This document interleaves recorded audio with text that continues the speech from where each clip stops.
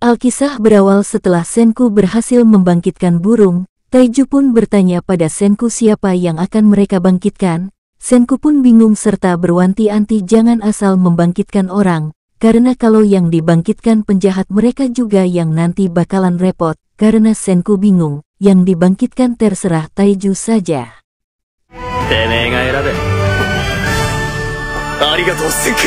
Akhirnya Taiju dan Senku tiba di pohon tempat Yusuriha berada. Senku pun meminta agar Taiju berdoa, karena kalau Yusuriha anggota tubuhnya tidak lengkap dia tidak bisa dibangkitkan.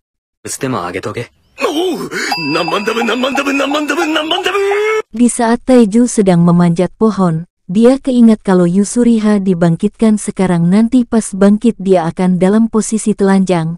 Taiju yang sangat kuat dengan agamanya, berkata pada Senku untuk membangkitkannya di basecamp aja, karena Taiju tidak mau kalau perabotan Yusuriha dilihat Senku.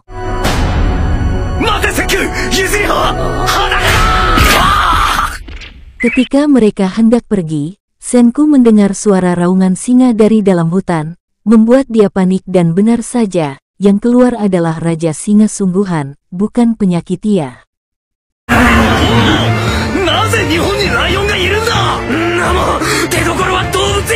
Di pelarian mereka, Senku yang menjelaskan andai kata mereka nyampe ke basecamp yang mereka lakukan hanya bisa melawan dengan tombak saja, tetapi Senku ragu kalau mereka bisa sampai ke basecamp. Taiju akhirnya melemparkan Yusuriha pada Senku dan berniat untuk tumbalin dirinya saja, karena dia yakin dengan otak encer Senku, bisa merubah dunia batu ini.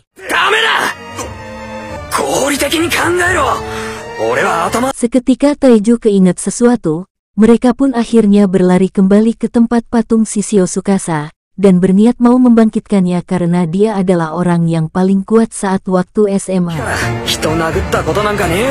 Taiju yang minta maaf pada Yusuriha karena dia tidak jadi membangkitkannya, karena butuh orang yang bisa tatakai untuk melawan singa. Pada saat Taiju menuangkan cairan kehidupan pada Tsukasa, gerombolan singa pun mengepung mereka.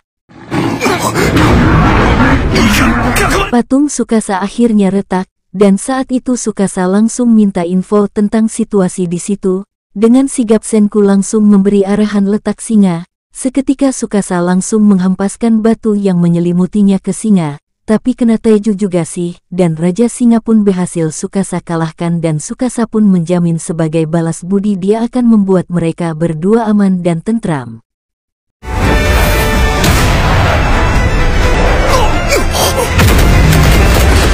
Di saat Taiju bersorak merayakan kemenangan, Senku menyimpan rasa kekhawatiran, karena Tsukasa terlalu kuat, dia takut kalau sewaktu-waktu Tsukasa mengkhianatinya. Dikarenakan ini zaman batu dan tidak ada senjata, pasti akan sulit mengalahkan dia, dan seketika Taiju kepikiran.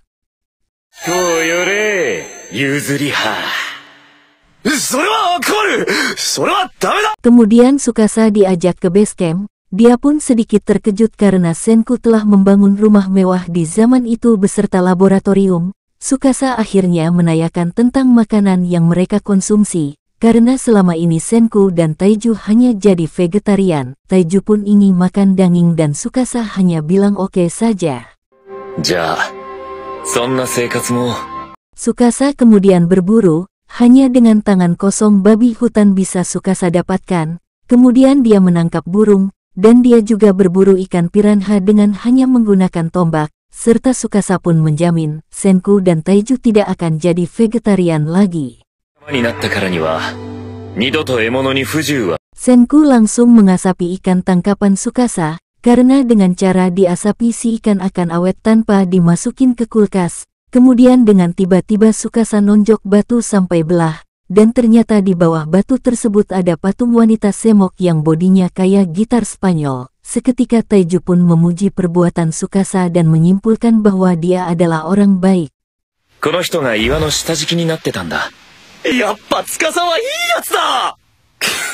Di sore hari setelah mereka bertiga menghabiskan ikan, Senku bertanya apa yang harusnya dibuat terlebih dahulu. Dengan polosnya si Taiju menjawab sebuah ponsel.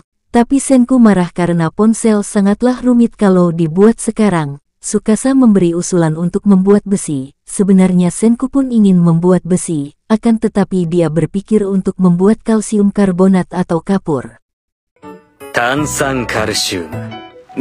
Karena otak Taiju lemot, akhirnya Senku mencontohkan dengan bubuk putih yang suka dipakai untuk menggarisi lapangan. Kemudian Taiju dengan kebodohannya spontan dia akan menemukan kalsium karbonat di gudang olahraga di sekolah.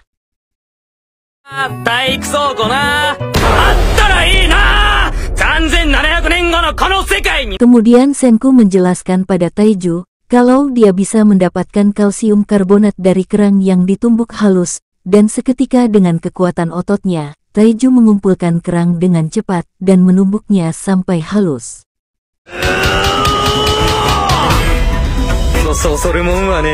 Setelah kalsium karbonat didapat, Senku pun menjelaskan kalau itu memiliki 4 kegunaan. Pertama bisa dibuat pupuk, kedua bisa dibuat semen, dan ketiga dengan mencampurkan rumput laut dan minyak, bisa membuat sabun, karena di zaman batu belum ada dokter, serta kalau sakit sama saja dengan game over, sabun adalah alat efektif untuk membunuh kuman.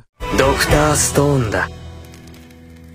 Tsukasa pun memuji kecerdasan Senku, akan tetapi Senku berpikir kalau Tsukasa memujinya karena ada maksud terselubung, akan tetapi Tsukasa menjelaskan tidak ada maksud apa-apa, hanya berpikir saja kalau Senku bisa membangun lagi peradaban di zaman batu.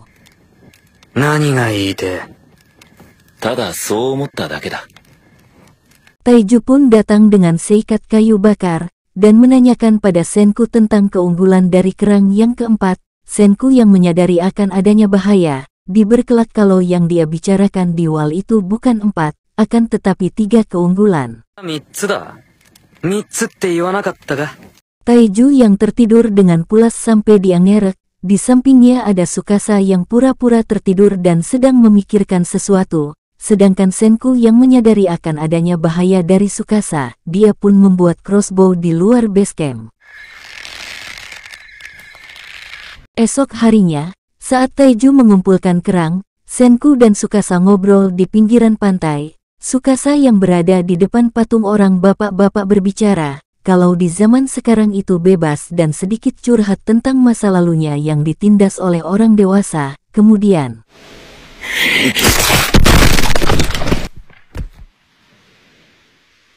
Senku pun langsung berbicara tentang apa yang telah Tsukasa lakukan, sama saja dia telah membunuh orang, serta Tsukasa menanyakan pada Senku apakah dia juga akan membangkitkan semua orang termasuk bapak-bapak serakah. Dia pun menjelaskan kalau mereka dibangkitkan ada kemungkinan mereka akan serakah kembali dan menindas orang-orang ekonomi sulit, dan Tsukasa tidak mau zaman itu terulang lagi. Di saat Tsukasa mau menghancurkan patung bapak-bapak lagi, Senku menahannya, serta menjelaskan kalau dia adalah bocah yang suka sains dan dengan sains dia akan membangkitkan semua orang yang ada di zaman batu, dan disitulah awal dari sebuah perpecahan.